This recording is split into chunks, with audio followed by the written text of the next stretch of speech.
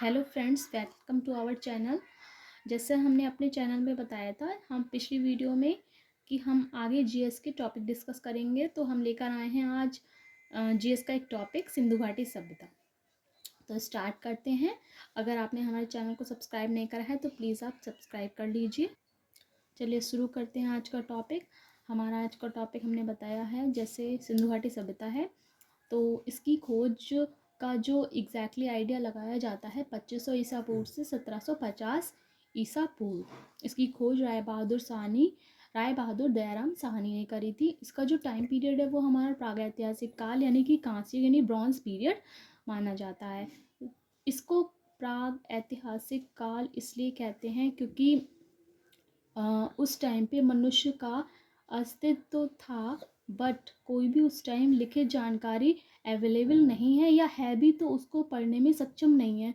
वैसे यही माना जाता है कि उस टाइम के कोई लिखित साक्ष्य हमें अभी तक प्राप्त नहीं हुए हैं, यानी कि उस टाइम पे लेखन कला का आविष्कार नहीं हुआ था।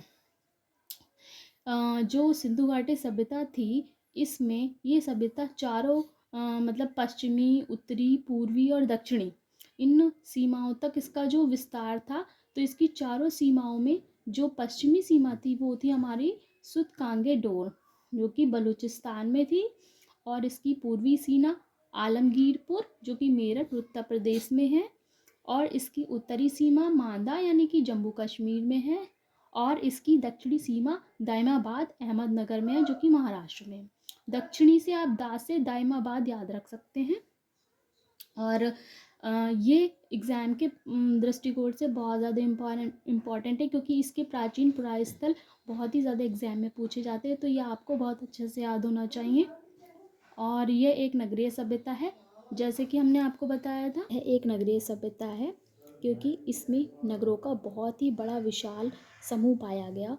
इसके बाद 6 बड़े नगर जो सिंधु घाटी सभ्यता से हमें प्राप्त हुए हैं वो हैं हड़प्पा, मोहनजोदाड़ो, गढ़वारीवाला, धौलावीरा, राखीगढ़ी एवं कालीबंगन, जो कि ये बहुत बड़े नगर इस सिंधु घाटी सभ्यता से प्राप्त हुए हैं, जो कि एग्जाम में बहुत पूछे जाते हैं। इनका स्थान एवं इनकी खोज एवं ये किस स्टेट में हैं।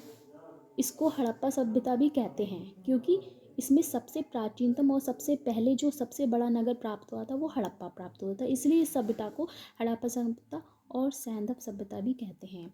इस सभ्यता के प्रमुख बंदरगाह हैं लोथल एंड सुतकोदा। सिंधु सभ्यता का जो आकार है वो ट्रायंगल है, क्योंकि जब हम इसको मैप में अगर देखेंगे तो इंडिया के या फिर जो भी वर्ल्ड के मैप में इसके जहाँ जहाँ इसके पॉइंट्स मिलेंगे फ्रेंड्स, वो हमें कुछ इस टाइप से मिलेंगे कि वो ट्रायंगल बनाएंगे। सामाजिक जीवन मात्र सत्तात्मक था इसमें, क्योंकि इसमें मातृ पक्ष का ज़्यादा क्या कहते हैं प्रभाव रहा है। ये जो हमारा सिंधु घाटी सभ्यता में जो सामाजिक जीवन था वो 4 वर्गों में विभाजित था: विद्वान वर्ग, योद्धा वर्ग, व्यापारी और शिल्पी वर्ग और श्रमिक वर्ग। नेक्स्ट हम चलते हैं फ्रेंड्स सिंधु घाटी के लोगों के बारे में जानकारी कुछ बेसिक सी, कि सिंधु घाटी के लोग शाकाहारी व मांसाहारी दोनों टाइप थे। इसमें 3 प्रकार के लोग अंतिम संस्कार करते थे, जैसे कि पूर्ण शवाधान। इसमें क्या करते थे लोग, जो हमारा शव होता था उसको कवर में दफना देते थे। और आंशिक शवाधान, इसमें क्या करते थे जो हमारी डेड बॉडी हुआ करती थी उनको लोग जंगलों में छोड़ देते, उससे उसे पशु पक्षी खा जाते थे। देन आफ्टर उसका दाह संस्कार मतलब उसको जला देते थे। तो ये 3 टाइप से अंतिम संस्कार हुआ करता था। सैंधव सभ्यता की सबसे बड़ी इमारत मोहनजोदाड़ो से प्राप्त अन्नागार, और सबसे बड़ी इमारत जो थी हमारी मोहनजोदाड़ो उससे प्राप्त अन्नागार, जो हमारा सबसे इम्पॉर्टेंट चीज़ है, जो कई बार एग्जाम में पूछा जाता है। और आपको पता होना चाहिए कि मोहनजोदाड़ो का एग्जैक्टली मीनिंग होता है मृतकों का टीला। और जो ये मोहनजोदाड़ो ये प्रांत है ये इस टाइम पंजाब के सिंध प्रांत में है, यानी कि पाकिस्तान के सिंध प्रांत में है ये प्लेस। देन आफ्टर सिंधु घाटी सभ्यता के जो प्रमुख स्थल हम उन्हें डिस्कस कर लेते हैं। सबसे पहला हमारा स्थल है हड़प्पा। जैसे हमने बताया था सबसे पहला और सबसे प्राचीन स्थल हड़प्पा है। तो इसकी खोज करी थी दयाराम साहनी ने 1921 में, और ये रावी नदी के तट पर स्थित है, वर्तमान में पाकिस्तान प्रांत में। जैसा अभी बताया था कि कुछ पार्ट्स जो सिंधु घाटी सभ्यता के थे इंडिया में है और कुछ पाकिस्तान में है। इस स्थान से प्राप्त वस्तुएं हैं श्रमिक आवास, अन्नागार, लकड़ी का ताबूत और RS-37 कब्रिस्तान। अगला हमारा स्थान आता है मोहनजोदाड़ो, जो कि हम पहले भी कुछ उसके बारे में बात कर चुके हैं। इसकी खोज 1921 में राखलदास बनर्जी ने की थी। ये स्थान पाकिस्तान के सिंध प्रांत में है, जो कि लड़काना जिले में है। इससे जो वस्तुएं प्राप्त हुई थी वो हैं कि पुरोहित आवास, अन्नागार, विशाल स्नानागार, आदि शिव की मूर्ति, सबसे चौड़ी सड़कें, घर में कुआं, कांसे की बनी नर्तकी की मूर्ति। तो ये सारी चीज़ें हमें मोहनजोदाड़ो से प्राप्त हुई थी और ये बहुत इंपॉर्टेंट है एग्जाम के पॉइंट ऑफ व्यू से। कई बार ये पूछी भी जा चुकी हैं UPPSC में। आप इसको इजीली ऐसे भी याद कर सकते हैं फ्रेंड्स। देखिए कि पुरोहित जो थे वो उनका आवास था मोहनजोदाड़ो में, तो जाहिर सी बात है कि लोग रहेंगे तो खाएंगे भी, स्नान भी करेंगे, पूजा भी करेंगे। सड़कें होना ऑब्वियस है, घर में कुआं था, उनके जल की व्यवस्था भरपूर थी और वहाँ पे शिव जो थे वो उनको नटराज भी कहते हैं शिव की मूर्ति को, तो नर्तकी को हम उससे रिलेट कर सकते हैं, कांसे की जो नर्तकी की मूर्ति थी उसको नटराज की मूर्ति से। So you can relate this. और अगला स्थान था हमारा चन्हू दाड़ो, यानी कि अगला स्थान जो था उसके बारे में है कि इसकी खुदाई गोपाल मजूमदार ने की और वर्तमान में यह सिंध नदी के तट पर पाकिस्तान में है। यह दुर्ग रहित औद्योगिक नगर है, मतलब यहाँ पर कोई भी किला नहीं था, कोई भी बहुत ज़्यादा भव्य विशाल वो नहीं थी इमारत आप कह सकते हैं। यहाँ से प्राप्त कुछ वस्तुएं इस प्रकार हैं: लिपस्टिक, शीशा, मनके और गुड़िया, कुत्ते और बिल्ली के पैरों के निशान। जाहिर सी बात है, जैसे आप समझ चुके हैं पहले ही कि यह औद्योगिक नगर था, तो इसमें कुछ व्यापारिक वस्तुएं क्या कहते हैं यहाँ से मिली, जो कि आज की टाइम पर भी हम लोग देखते हैं। नेक्स्ट हमारा स्थान जो है फ्रेंड्स वो है रोपड़। रोपड़ जो है ये भी एक सिंधु घाटी सभ्यता का प्राचीन नगर था। स्थान इसका जो था वो प्लेस है इसकी पंजाब के सतलज नदी के तट पर इसको पाया गया था, यानी खुदाई के जिस समय इसमें हमें प्राप्त हुए थे मानव और कुत्ते के शब्द। और अगला स्थान फ्रेंड्स हमारा है कालीबंगन, जो कि राजस्थान के हनुमान जिले से प्राप्त हुई थी इसकी खुदाई से ये हनुमान के राजस्थान के हनुमान जिले से प्राप्त हुआ था। इसकी खुदाई में हमें क्या कहते हैं जो BK थापड़ इन्होंने कराई थी, जो BK थापड़ थी इसकी खुदाई। और इससे जो हमें चीज़ें प्राप्त हुई हैं, हल से जुते हुए खेत, लंकातीत, हवन कुंड, चूड़ी आदि ये वस्तुएं से प्राप्त हुई हैं। बिकॉज आपको कालीबंगन का अर्थ हम बता दें, इसका मतलब होता है काली मिट्टी की चूड़ियाँ। तो कालीबंगन से ही आप अर्थ लगा सकते हैं कि इसमें चूड़ियाँ तो अवश्य ही होंगी। नेक्स्ट हमारा स्थान आता है धौलावीरा, जो कि गुजरात के कच्छ ज़िले में है और इनकी खुदाई करी थी रविंद्र सिंह बिष्ट ने।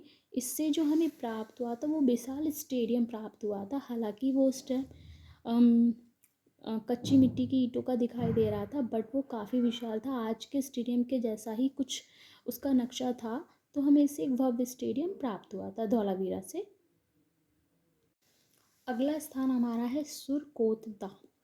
सुरकोतदा जो था ये गुजरात में है।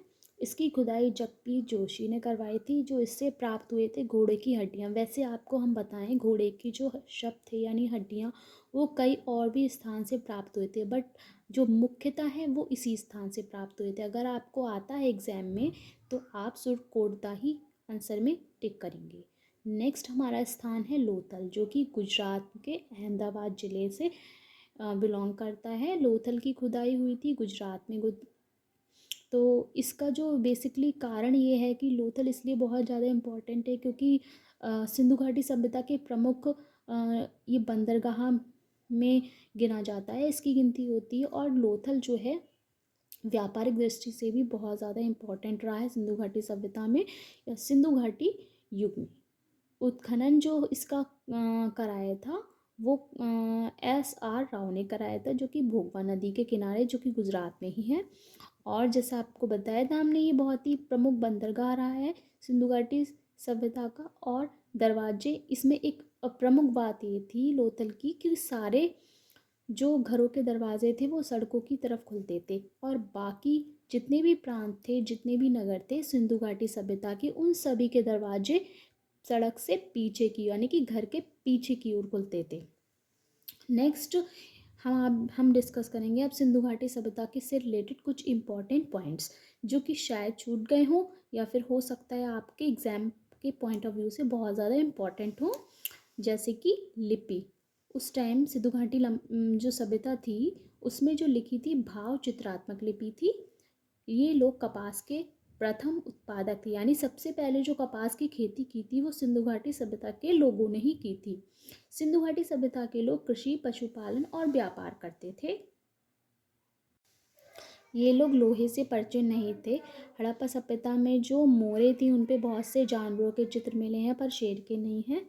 हड़प्पा की मोहरों से सेल खड़ी का उपयोग किया गया। इसमें ग्रिड पद्धति का उपयोग हुआ। विकास, नगरों के विकास, नाली, सड़कों का जो उसमें ग्रिड पद्धति का उपयोग किया गया है। जैसा आपको बताया था पीछे, एक नगरीय सभ्यता है, इसलिए हड़प्पा की मोहरों पर एक श्रृंगी जीव का चित्र मिलता है। मोहनजोदाड़ो से प्राप्त शील यानी पत्थर पर पशुपतिनाथ देवता की मूर्ति मिलती है जिसमें हाथी, गैंडे, चीता और भैंसे का चित्र है। बहुत बार ये क्वेश्चन पूछ लिया जाता है एग्जाम पे कि पशुपतिनाथ की मूर्ति पर किस जीव का यानी जानवर का चित्र नहीं है या है, तो ये आप याद रखेंगे। इसमें माता देवी की उपासना प्रचलित थी, पर्दा प्रथा भी प्रचलित थी, और तोरा कोटा जो कि एक टर्म है जो इस टाइम बहुत प्रचलित था। तोरा कोटा का तात्पर्य है आग में पकी हुई मिट्टी, जो कि आप याद रखेंगे, हो सकता है पूछ लें एग्जाम में। सूती एवं ऊनी वस्त्रों का लोग उपयोग करते थे क्योंकि उस टाइम व्यापार बहुत ही प्रचलित था और व्यापारिक केंद्र भी थे कई, रोपड़ जैसे, और वहाँ पे औद्योगिक नगर भी थे, तो इसलिए सूती एवं ऊनी वस्त्रों का भी लोग उपयोग करते थे। स्वास्तिक चिन्ह जो फ्रेंड्स आजकल हम घरों पे बनाते हैं स्वास्तिक चिन्ह, ये हड़प्पा सभ्यता की ही देन है क्योंकि उस टाइम पे लोग थोड़े धार्मिक भी हुआ करते थे, पूजा पद्धति को अपनाया करते थे, तो स्वास्तिक चिन्ह ये हड़प्पा सभ्यता की ही देन है। देन उसके बाद कोटदीजी की हम बात करते हैं। ये भी सिंध प्रांत के खैरपुर ज़िले का ही एक नगर था जो वहाँ खुदाई के दौरान मिला था। तो फ्रेंड्स ये सारी डिटेल्स हुई सिंधु घाटी सभ्यता के बारे में। नेक्स्ट वीडियो में हम बात करेंगे वैदिक सभ्यता के बारे में। तब तक